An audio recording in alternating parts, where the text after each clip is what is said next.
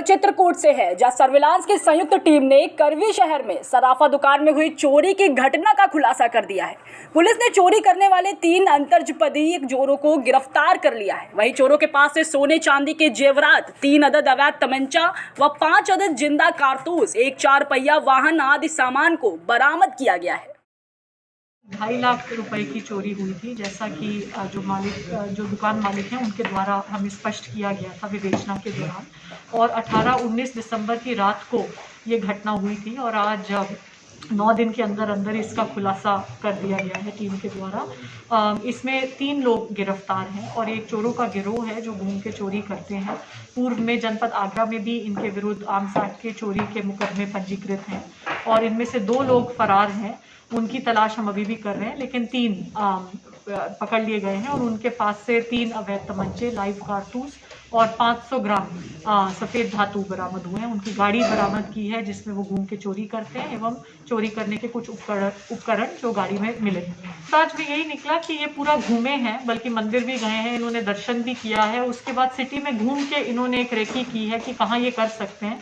उस दुकान से बिल्कुल सटे हुए घर है, तो दुकान के अंदर कूदना आसान है, तो संभवतः इसी कारण इन्होंने किया है। और घटना करने वाला जो रात से पहले दिन, पूरा दिन ये वहाँ चाय की दुकान पे बैठ के बाहर इन्होंने दुकान को वॉच किया है, रेकी की है और उसके बाद घटना का। खबर सिद्धार्थनगर से है, जहां स्टेज पर बारबाला के साथ मुंह में नोट दबाकर थिरकते नगरपालिका के कर्मचारी का वीडियो सोशल मीडिया पर काफी वायरल हो रहा है। वहीं वायरल वीडियो में बाल बालाओं के साथ नाच रहे नगरपालिका बासी में तैनात कर्मचारी अमरेंद्र हैं। यह वीडियो लगभग 2 सप्ताह पहले का बताया जा रहा है। खबर जालौन से है, जहाँ किसान ने इंटरनेट पर रिसर्च कर कीटनाशक दवाओं के छिड़काव की अनोखी मशीन इजाद की है। बताते चले कि किसान ने इसके लिए कुछ सामान विदेश से भी मंगवाया। वहीं बताया जा रहा है कि यह मशीन ट्रैक्टर में फिट करने के बाद 10 आदमियों का काम करेगी। किसान के इस काम को काफी सराहा भी जा रहा है। बुंदेलखंड का युवा अपनी काबिलियत का लोहा मनवाने से पीछे नहीं हट रहा है। आज हम आपको एक ऐसी खबर से रूबरू कराने जा रहे हैं जहां पर एक बुंदेलखंड के युवा किसान ने यानी आशुतोष पटेल ने एक ऐसी मशीन का इजाद किया है कि जो कीटनाशक दवाओं को जिसको ट्रैक्टर के साथ लगाने में एक साथ 20 आदमियों के जैसा काम करने वाली है। यानी कि कीटनाशक दवाओं की जो मशीन उन्होंने बनाई है वो एक साथ 20 आदमियों का काम करती है। ट्रैक्टर ट्रॉली के पीछे यानी ट्रैक्टर के पीछे लगने वाली इस मशीन को उन्होंने ईजाद किया है और उसमें एक बार में 20 से ज़्यादा जो उन्होंने उसमें पाइप लगे हुए हैं जो दवा का छिड़काव करते हैं। अच्छा, सबसे बड़ी बात एक और ट्रैक्टर में भी उन्होंने एक संशोधन किया है। संशोधन ये कि ट्रैक्टर के जो मोटे मोटे टायर होते हैं, जैसे फसल जो है कुचलने का डर होता था, वो टायर हटे हैं। उसकी जगह पतले से लोहे के तार वाले टायर लगे हैं। टेक्नोलॉजी का इस्तेमाल हुआ, यानी कहीं ना कहीं बुंदेलखंड के इस किसान ने टेक्नोलॉजी होती है, क्योंकि अपने देश में अभी टेक्नोलॉजी का विकसित अभी तक नहीं हुआ है। फिलहाल उससे हमने बात की है, क्योंकि वो कैमरे से सामने से आने से उसने इनकार कर दिया था। लेकिन जब उससे बात की तो उसने कहना ये था कि उन्होंने इंटरनेट के माध्यम से लोगों का समय भी बचे और जल्दी से काम हो, मैन पावर जो है बचाया जा सके, उसके लिए उसने इंटरनेट पर यूट्यूब के माध्यम से वो सर्च करता रहा और अंत में उसको एक मशीन दिखाई दी जो 20 आदमियों का काम एक साथ करती है। तो उसने उस मशीन को ऑनलाइन ऑर्डर करने का प्रयास किया, लेकिन बताया गया कि ये ऑनलाइन मशीन आपको स्टेबल करनी पड़ेगी, खुद असेंबल करनी पड़ेगी। तो उसने फिर धीरे धीरे इसके कुछ पार्ट्स मंगाए। इसके कुछ पार्ट विदेशों से भी आए, उसको उठा के वहाँ से असेंबल किया और असेंबल करने के बाद आज हालात ये है कि उसका ट्रैक्टर जब खेतों में कीटनाशक दवा का छिड़काव करता है तो दूर से देखने में ये लगता है कि एक साथ लगभग 20 लोग काम कर रहे हैं। खबर जालौन से है, जहां उप संभागीय परिवहन अधिकारी ने सघन चेकिंग अभियान चलाया है। जहां चेकिंग अभियान के दौरान 3 ट्रकों को पकड़ा गया है। वहीं तीनों ट्रकों को जालौन कोतवाली में दाखिल कराकर जुर्माने की कार्रवाई शुरू कर दी गई है। साथ ही यह कार्रवाई उप संभागीय परिवहन अधिकारी उमेश सिंह ने बुंदेलखंड एक्सप्रेसवे के पास की है। पूरा मामला जालौन कोतवाली क्षेत्र का बताया जा रहा है। ये गाड़ी में क्या है? बालू है। अच्छा, कहाँ से कहाँ लेके जा रहे थे? ये सिकोवाल लेके जा रहे थे। अच्छा, वहाँ से घाट से। तो किसने पकड़ा है आपको? RTO sir. कारण क्या बताया उन्होंने? कारण टैक्स बाकी है। खबर लखीमपुर खीरी से है, जहाँ उचौलिया थाना क्षेत्र में पुलिस को मिली भगत से खनन माफियाओं ने ग्राम समाज की जमीन का अवैध खनन कर डाला। बता दें कि जिलाधिकारी को अवैध खनन रोकने के लिए सम्मानित किया गया, लेकिन उसके बावजूद उचौलिया थाना क्षेत्र में अवैध मिट्टी खनन अभी भी जारी है। अब बड़ा सवाल यह है कि खनन माफियाओं पर कब और क्या कार्रवाई होगी।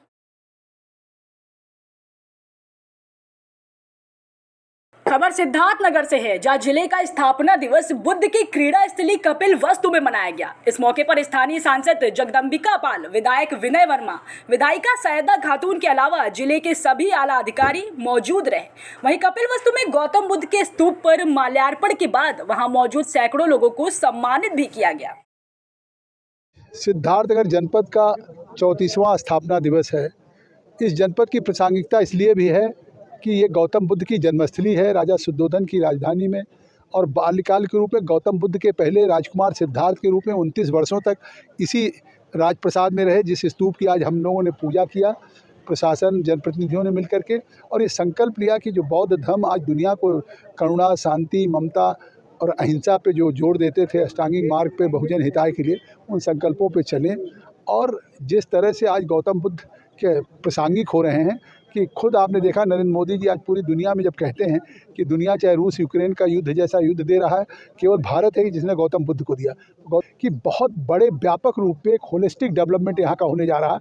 यहाँ पे विपासना केंद्र की स्वीकृति हो गई, 24 करोड़ का वो अंतर्राष्ट्रीय स्तर का विपासना केंद्र बनेगा, बौद्ध बीच विहार बनेंगे, एक बुद्ध पार्क बनेगा, फसाड लाइट्स लगेगा, जिसके लिए 33 एकड़ ज़मीन हमारे जिला प्रशासन ने एक्वायर कर लिया, उसका मुआवजा भी 5 करोड़ दे दिया और बाकी दिया जाए। 66 एकड़ और लैंड लिया जा रहा है, एक इतने बड़े लेवल का कि ये सबसे बड़ा एक बुद्ध का अंतर्राष्ट्रीय केंद्र बने।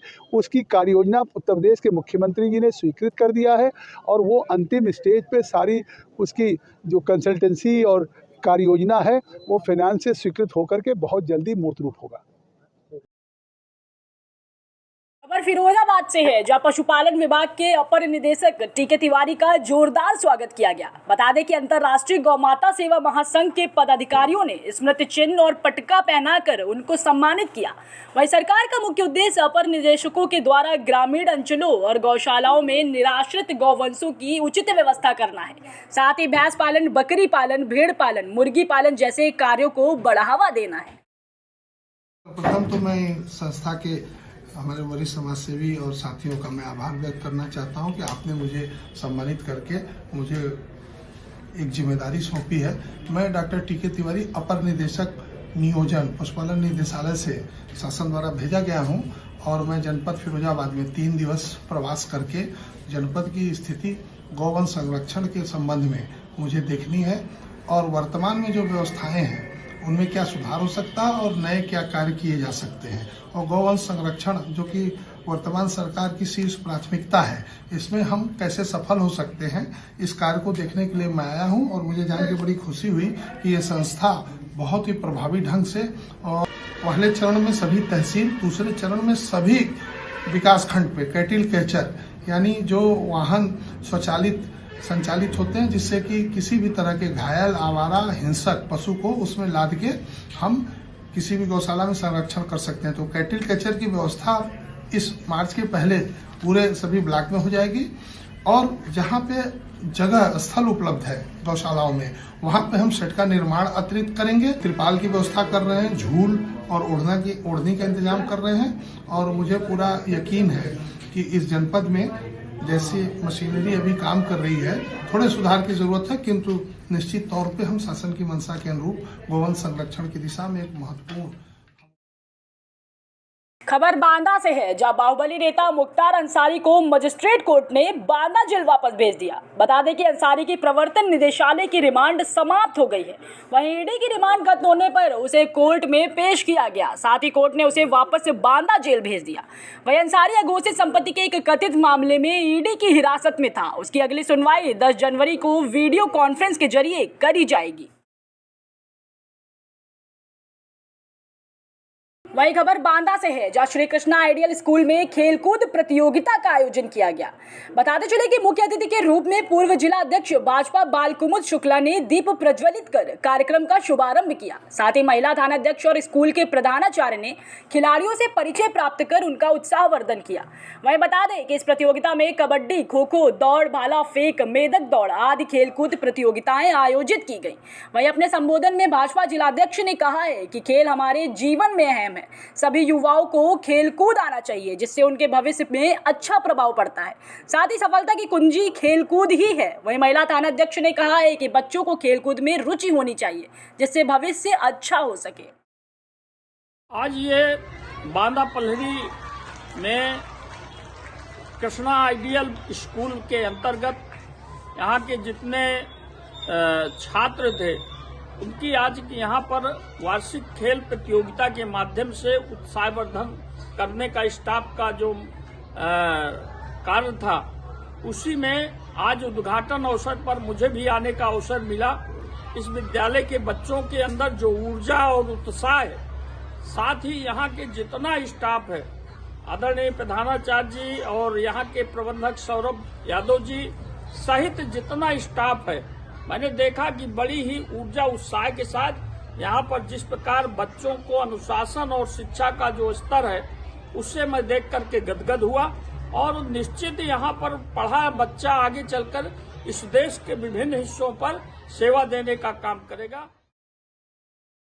खबर बांदा से है, जहां जसपुरा थाना क्षेत्र के रामपुर गांव में एक किसान के बोरवेल में गिरने की घटना सामने आई है। बता दें कि बोरवेल के नजदीक किसान के कपड़े रखे हुए थे। वहीं खेत पहुंचे किसानों ने देखा तो मामले की सूचना पुलिस को दी। साथ ही मौके पर पहुंची पुलिस ने मामले की जांच करते हुए फायर ब्रिगेड और एनआरएफ, एसडीआरएफ को सूचना दी। वहीं आशंका जताई जा रही है कि किसान की बोरवेल में गिरकर मौत हो गई है। फिलहाल अब तक पुलिस ने किसान की मौत की पुष्टि नहीं की है। हरियाली चारा करने वाले शाम को कल 5 बजे देखा गया।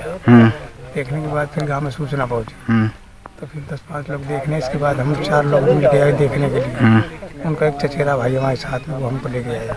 हमने देखा कि कपड़े उतारे रखे हैं, लाठी रखी, जूता चिनौटी रखे हैं और हाथ की निशानी बनी है कि नीचे कूद गया, उसकी घसरण बनी है। थाना जसपुरा अंतर्गत ग्राम रामपुर में जो बाहर गांव के बाहर बोरवेल बना हुआ है, जो कि इसमें निष्प्रयोज है, 16 इंच का बोर है, उसके बाहर एक व्यक्ति के कपड़े और जूते बरामद हुए हैं। ऐसी आशंका है कि हो सकता है वो बोरवेल में गिर गया हो। इस बात की जांच की जा रही है। मौके पे फायर ब्रिगेड की टीम है, 3 थानाध्यक्ष हमारे मौके पे हैं और इसके अलावा एनडीआरएफ और एसडीआरएफ को भी औपचारिक रूप से निवेदन किया गया है, उनकी भी टीम मंगाई गई है और जो भी इसमें जानकारी होती है आपको अवगत कराया जाएगा। कितने समय से रेस्क्यू चल रहा है और कब तक संभावना है सफलता अभी मिलने? ये करीब 11 बजे के आसपास सूचना मिली है, उसके बाद से हम